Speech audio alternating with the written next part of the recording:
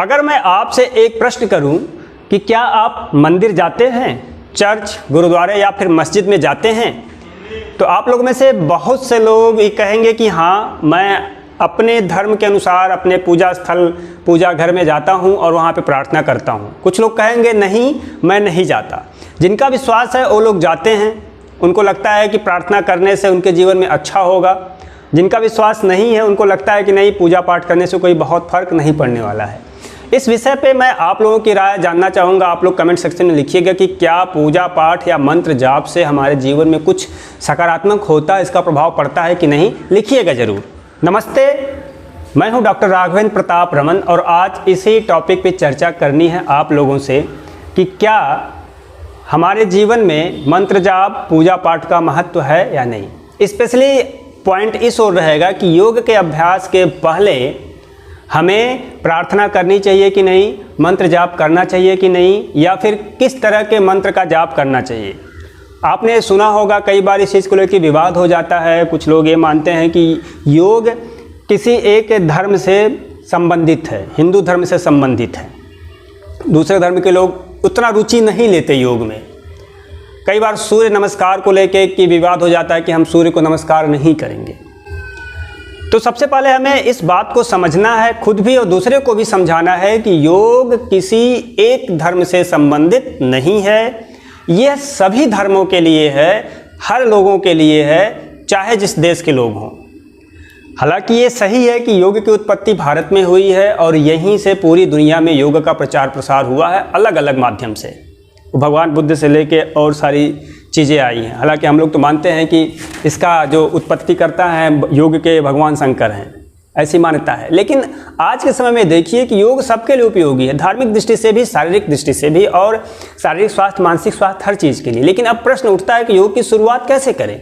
अक्सर आपने देखा होगा कि योग सत्र, योग सेशन की जब शुरुआत होती है तो लोग ओम से शुरुआत करते हैं और कई प्रकार के मंत्रों का उच्चारण करते हैं। अब कुछ लोग मंत्र का जाप नहीं करते, कुछ लोगों को मंत्र याद भी नहीं है। ये भी दुर्भाग्य है कि आज की युवा पीढ़ी मंत्र जाप नहीं करती या उनको विश्वास नहीं है, उनको लगता है कि इससे कुछ नहीं होने वाला। लेकिन मैं आपसे ज़रा पूछूं कि जब कोई अच्छा काम करने के लिए जाता है उनको हम विक्ट्री का साइन दिखाते हैं, इस तरह से दिखाते हैं। इसका क्या मतलब है? वी दिखाने से क्या हो जाता है? हम बेस्ट ऑफ लक बोलते हैं। हम कहते हैं अपने दोस्तों से या अपने मन में कहते हैं कि yes I can, yes we can, yes you can. इसका क्या मतलब है कि एक लाइन बोलने से क्या हो जाएगा, विक्ट्री साइन दिखाने से क्या हो जाएगा, दिखाएं या ना दिखाएं, लेकिन फर्क पड़ता है। आपने अनुभव किया होगा कि इसका फर्क पड़ता है। जब कोई हमसे अपेक्षा करता है कि हाँ मैं कर सकता हूँ, मैं आपसे अपेक्षा करता हूँ कि आप इस चीज़ को कर सकते हैं, हमारे घर वाले हमसे अपेक्षा करते हैं कि हाँ ये लड़का कर सकता है, ये आदमी इस काम को कर सकता है, तो उससे मन में ऊर्जा आती है, मोटिवेशन मिलता है। आप देखे होंगे कि कोई व्यक्ति बहुत निराश हो, चाहे जिस कारण से, चाहे उसका बिजनेस लॉस हो गया, फिर हेल्थ में कोई नुकसान हो, हेल्थ लॉस हो गया हो, बीमार हो गया हो, या किसी और कारण से बहुत डिप्रेशन में हो, निराशा में हो, उसको कोई अगर जाके चार बात अच्छे ढंग से समझा दे, थोड़ी बातचीत कर ले, तो उस व्यक्ति के अंदर से डिप्रेशन, तनाव, निराशा घट जाती है। आखिर क्यों? आप सोचिए और इस बात को सोच के बताइए कि शब्दों में हमने सिर्फ चार बातें सुनाई है, चार बातें हम बोले हैं, या हमसे ही कोई चार बात आके बोला है, तो ये बोलना दूसरे के सामने या दूसरे का सुनना क्यों हमारे विचार को बदल देता है? क्यों हम नकारात्मक विचारधारा से बाहर आके थोड़े सकारात्मक हो जाते हैं? क्यों हमारे अंदर हिम्मत और आशा का संचार हो जाता है? क्यों हम पॉजिटिव हो जाते हैं? क्योंकि शब्दों में एनर्जी होती है, शब्दों में जान होती है, और शब्द अपने आप में बहुत महत्वपूर्ण है। और इस एनर्जी को हमारे ऋषि मुनियों ने समझा है और इसी एनर्जी को मंत्र का रूप दिया है। अलग अलग मंत्र का अलग अलग प्रभाव पड़ता है, ये भी सही है। आप मंत्र का उच्चारण करते हैं तो वाइब्रेशन अलग अलग निकलते हैं।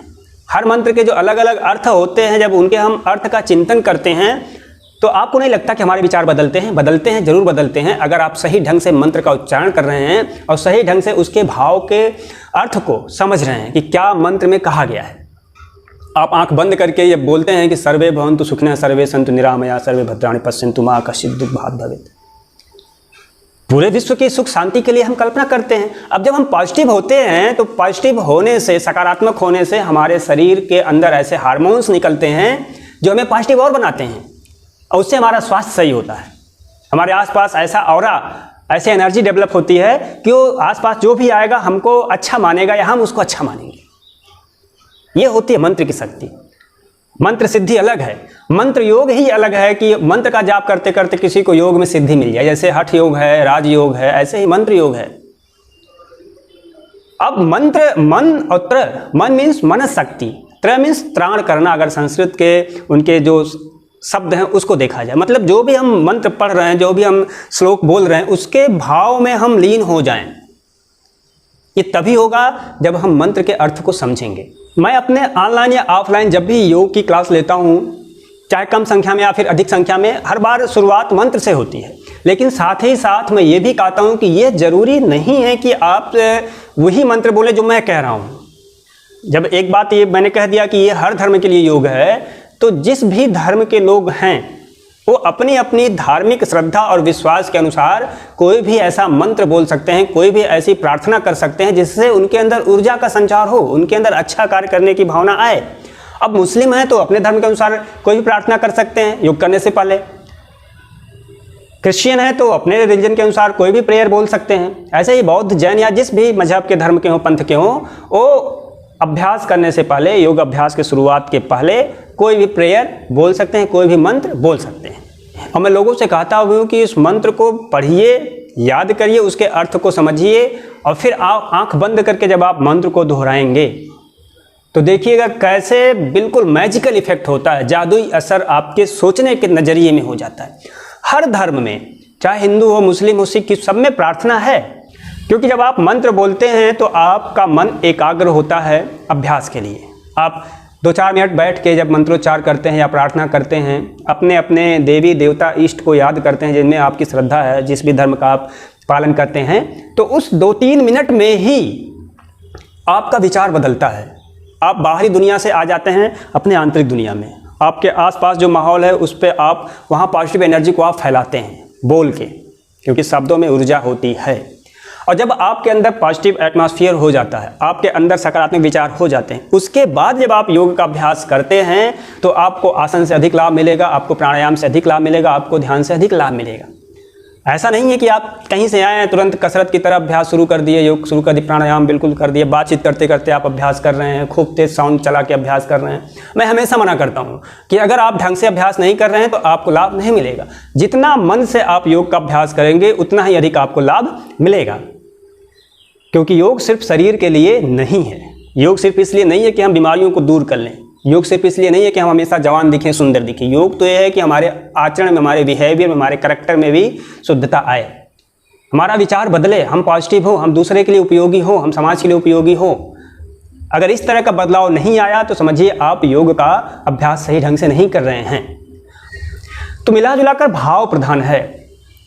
हालांकि ये सोचने वाली बात है कि अधिकतर युवा पीढ़ी बहुत कम मंत्रों को याद कर पाए हैं। मैं अपने सेशन में कई लोगों से पूछता हूँ, ज़्यादा जो स्पेशली जो यूथ जुड़ते हैं उनको 1-2 मंत्र याद रहता है और उसका अर्थ भी बहुत ढंग से नहीं याद रहता, और उसमें उनकी गलती नहीं है। हमारी शिक्षा पद्धति ऐसी है कि हाँ, हम सिर्फ अंग्रेजी को वरीयता देते चले गए हैं, संस्कृत को मान लिया गया कि ये बहुत पुरानी भाषा है, इसका कोई एक तो इसका कोई इससे कोई रोज़गार नहीं मिलने वाला है। लेकिन बात रोज़गार की है, चलो ठीक है, अलग उसको कर दे। लेकिन जो मंत्रों के उच्चारण से, उनके प्रार्थना से हमारे अंदर जो पॉजिटिविटी आती है, उसकी ज़रूरत तो हर लोगों को है, चाहे जिस धर्म के लोग हों, चाहे बड़े हों, चाहे बुजुर्ग हों, चाहे छात्र हों।